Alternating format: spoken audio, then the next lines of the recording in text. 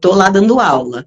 O paciente começou a andar muito na sala, talvez ele esteja com sobrecarga sensorial. Se ele é um paciente não verbal, eu tenho que pensar que talvez ele esteja buscando regulação. Sim. Tá? Por quê? Porque quando ele começa a andar, ele está com uma frequência cardíaca maior e ele está com dificuldade de se regular.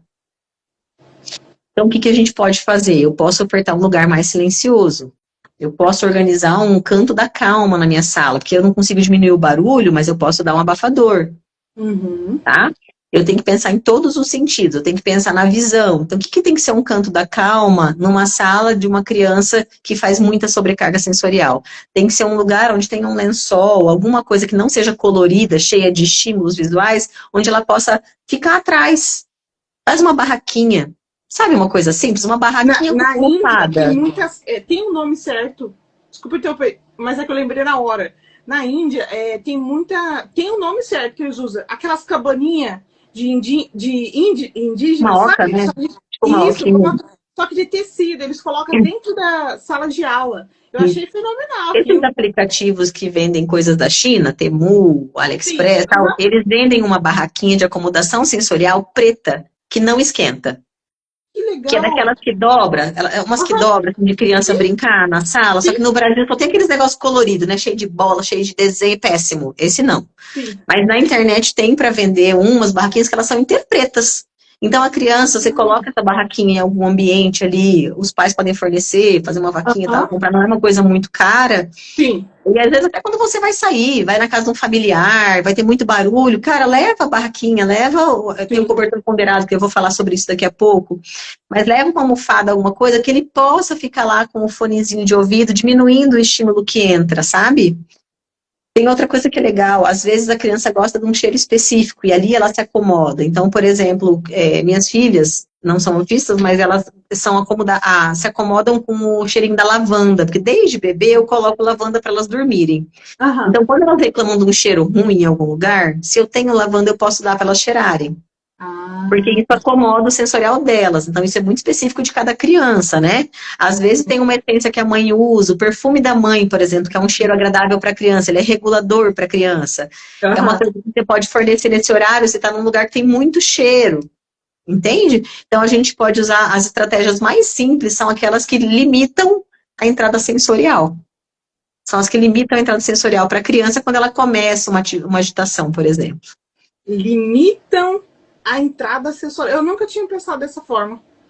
Porque assim, a gente não está falando da crise, a gente não está falando de um tratamento de integração sensorial, porque o tratamento de integração sensorial tem outra lógica, né? Ele tem que ir para o setting, ele tem uma sequência que a gente tem que seguir de inibição, depois de excitação, tem toda uma modulação ali para ser feita. Quando eu falo de tratamento de integração sensorial, eu estou falando de uma coisa que só o terapeuta ocupacional faz. Sim. Mas quando eu estou falando sobre acomodação sensorial na escola, por exemplo, sempre que a criança está começando a escalar na crise, o que eu tenho que fazer é diminuir aquilo que está sobrecarregando ela.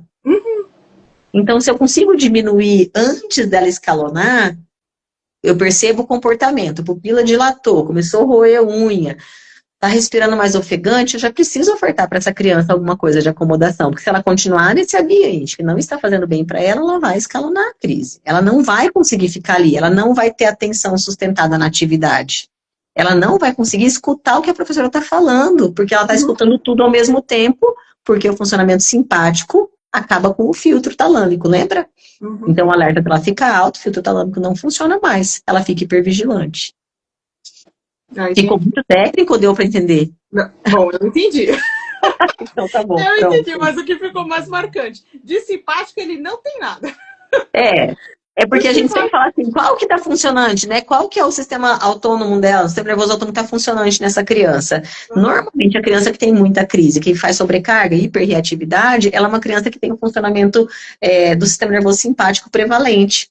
Mas ele não é simpático, porque ele é o sistema do estresse, é o sistema da luta, da fuga, do sofrimento, né?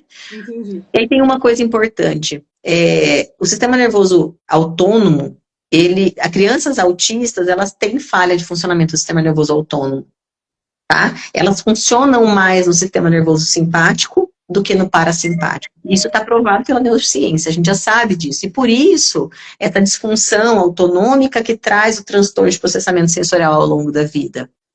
Então, mães que identificam, que diagnosticam autismo, por exemplo, muito cedo e conseguem melhorar o funcionamento parasimpático, né?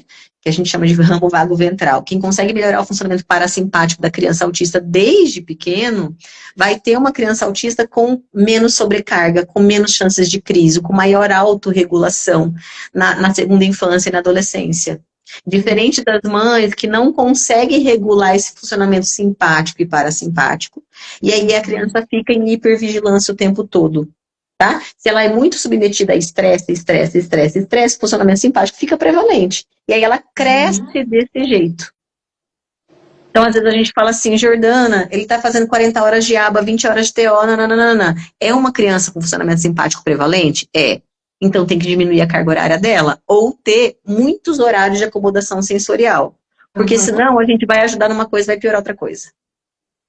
Entende? Então toda criança tem que ser analisada. Não existe receita de bolo. Tem criança que precisa de tudo. E funciona super bem assim. Mas crianças hipervigilantes precisam de menos, precisam de pausa. Isso é muito importante. No nosso caso aqui, pausas. Quando a gente colocou mais pausas, eu lembro dele até. Eu falei, meu esposo, e falei pra doutora, eu falei, fazendo tantas horas de aba e terapia, TO, psicomotricidade, musicalização, escola, eu não tô vendo meu filho. Aí eu tô o tempo todo, eu tô